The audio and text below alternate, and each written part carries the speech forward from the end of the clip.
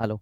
सभी प्रिय साथियों को नमस्कार, good morning, good afternoon, good evening, जय हिंद, जय भारत। कैसे हैं आप सब लोग? उम्मीद करता हूं साथियों इस समय आप सब स्वस्थ हैं, सब मस्त हैं, सब अपनी अपनी स्टडी में व्यस्त हैं। आरडब्ल्यू स्टेट एग्जाम परिवार में आप सभी प्रिय साथियों का हार्दिक स्वागत एवं अभिनंदन है और स्वागत करने के लिए तैयार है आपका बड़ा भाई, आपका दोस्त, आपका साथी, आपका सहयोगी दीनदयाल पारीक। वेरी गुड साथियों, आज अपने क्या करेंगे, कुछ चर्चाएं करेंगे जो अक्सर है, जैसे मान लो मैं यूट्यूब पर एसआई के प्रैक्टिस सेट चल रहे थे उसमें, या जैसे एलडीसी का पेड बैच चल रहा है एक, उसमें हर जगह बच्चों की इस परीक्षा को लेकर काफी समस्याएं सुनने को मिल रही है और शिकायत यह आ रही है कि सर सीईटी का सिलेबस क्या है, सीईटी का पुराना सिलेबस क्या था। तो इस पर आज मैं चर्चा करने आपके सामने आया हूं, राजस्थान सीईटी परीक्षा 2026 पर पाठ्यक्रम पर विशेष चर्चा करेंगे। दोस्तों आपको पता ही है, पाठ्यक्रम पर विशेष चर्चा, साथ में विषयवार महत्वपूर्ण जानकारी। विषयवार महत्वपूर्ण जानकारी का मतलब है भी किस विषय से लगभग कितने क्वेश्चन पढ़ते हैं। जैसे 2 सीईटी हो चुके हैं आपके लगभग, ये उनको एनालिसिस मैंने किया और उसी के आधार पर मैंने दोनों सीईटी के जो भी पेपर हुए थे पेपरों को डाउनलोड किया, डाउनलोड करके प्रश्नों को काउंट किया, गिन के मैंने देखा भी प्रत्येक सब्जेक्ट से कितने कितने क्वेश्चन आ रहे हैं। उन्हीं क्वेश्चनों को लेकर और इन्हीं समस्या के समाधान के लिए मैं आपसे मिलने आया हूं।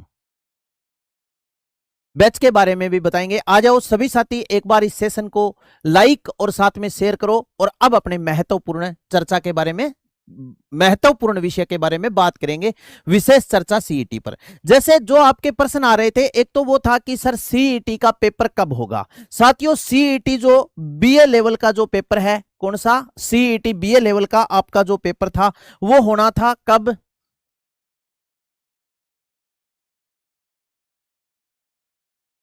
सीईटी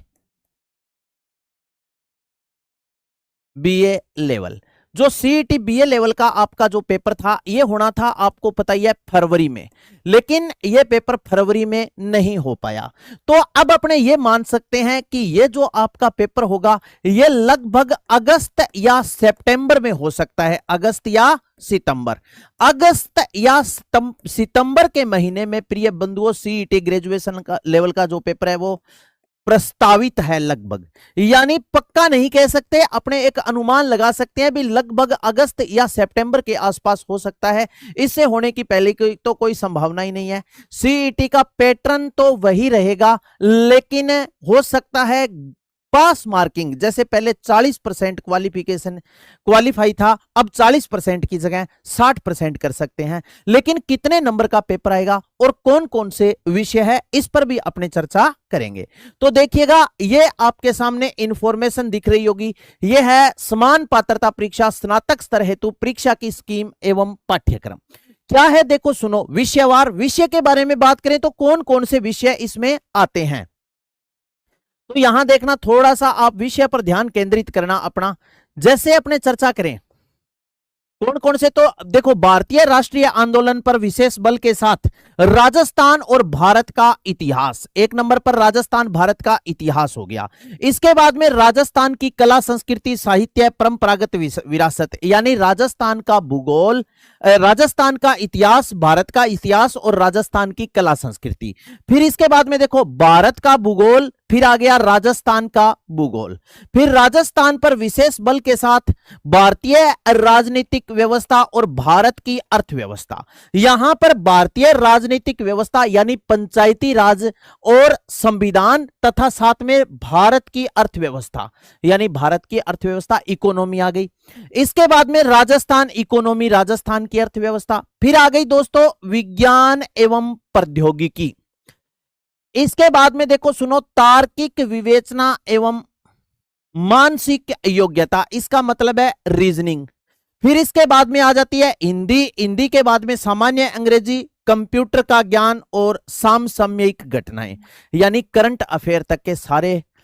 अब यहां पर मैं आपसे जो मेन मुद्दे की बात करने आया हूं, या मेन मुद्दे की जो बात करेंगे वो ये बात करेंगे प्रिय बंधुओं, राजस्थान का जीके और भारत का जीके, संविधान, भारतीय संविधान और राजस्थान का पंचायती राज। इसके बाद में science, math, Hindi, English, computer, current affair और साइंस। अब ये बताओ कि बचा क्या है, क्या बचा है? जीके पूरा, मैथ हो गया, रीजनिंग हो गया, साइंस हो गई, तो बचा क्या है? यानी सीईटी में आपके वो सारे सब्जेक्ट हैं जो आप सीईटी के बाद में कोई भी गवर्नमेंट पेपर, यानी सीईटी तो एक पात्रता परीक्षा है, उसके बाद में कोई भी आप फॉर्म अप्लाई करते हो, जैसे सीईटी में राजस्थान पुलिस की भर्ती है, तो अब राजस्थान पुलिस में तो इतने सब्जेक्ट है ही नहीं जितने आप सीईटी में पढ़े हैं। सही है या गलत है? जैसे मान लीजिए कोई भी आगे वैकेंसी आएगी, जितने सीईटी में सब्जेक्ट है उतने कोई भी वैकेंसी में, जैसे अब एलडीसी की बात करें तो एलडीसी की जो भर्ती आ रखी है उसमें क्या है?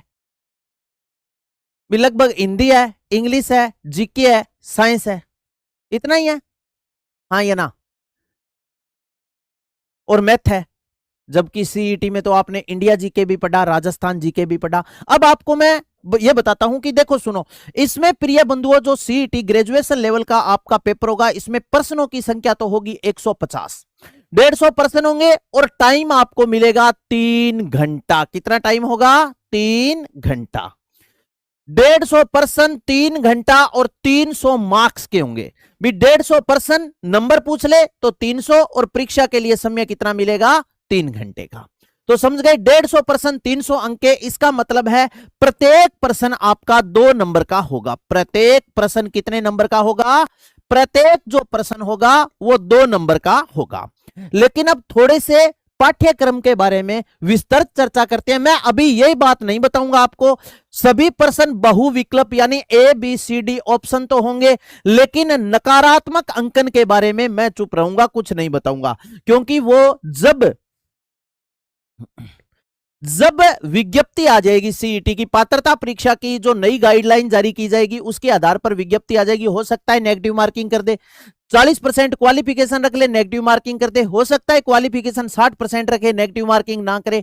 तो इस पर अपना कोई अभी वो नहीं है तर्क, कुछ नहीं बोलूंगा मैं। लेकिन प्रश्न बहुविकल्प यानी A B C D option पर आधारित होंगे, इसमें कोई संदेह नहीं है। अब चलो आगे देखो और चर्चा करते हैं। फिर देखिए, अब यह पाठ्यक्रम के बारे में विस्तार से चर्चा करें तो पाठ्यक्रम विवरण इस प्रकार है। जैसे सबसे पहले लिखा है भारतीय राष्ट्रीय आंदोलन पर विशेष बल के साथ राजस्थान और भारत का इतिहास। राजस्थान और भारत का इतिहास देखो, भारतीय इतिहास की महत्वपूर्ण घटनाएं, 19वीं 20वीं शताब्दी में सामाजिक एवं धार्मिक सुधार आंदोलन। फिर आता है भारतीय स्वतंत्रता आंदोलन, विभिन्न अवस्थाएं, इसमें देश के विभिन्न क्षेत्रों के योगदानकर्ता एवं उनका योगदान। फिर 1857 की क्रांति, राजस्थान का योगदान, राजस्थान के जनजाति किसान आंदोलन, राजनीतिक जागरण एवं प्रजामंडल आंदोलन। फिर देखो सुनो, स्वतंत्रोत्तर राष्ट्र निर्माण, राष्ट्रीय एकीकरण एवं राज्यों का पुनर्गठन, नेहरू युग, संस्थानिक निर्माण, विज्ञान एवं तकनीकी का विकास। ये हो गया भारत। इसके बाद में देखो सुनो, फिर आगे आ जाता है राजस्थान का इतिहास, कला संस्कृति साहित्य एवं परंपरागत विरासत। राजस्थान के इतिहास में देखो प्राचीन सभ्यताएं कालीबंगा, आहड़, गणेश्वर, बालाथल और बेराट। यहां पर सभ्यताओं का आपको नाम दिया है। जैसे मान लीजिए प्रॉपर प्राचीन सभ्यताओं में कालीबंगा, आहड़, गणेश्वर, बालाथल और बेराट, ये पढ़नी है। हम पढ़ाएंगे तो इसी के अकॉर्डिंग पढ़ाएंगे, सिलेबस के अकॉर्डिंग। इसके बाद में देखो राजस्थान के इतिहास की महत्वपूर्ण ऐतिहासिक घटनाएं, प्रमुख राजवंश, ओ बहुत बड़ा टॉपिक है। इसकी प्रशासनिक व राजस्व व्यवस्था, सामाजिक सांस्कृतिक आयाम। इसके बाद में देखो स्थापत्य कला के विशेष बल के साथ, जैसे किले हैं, स्मारक है, ये राजस्थान इतिहास और कला संस्कृति का टॉपिक है।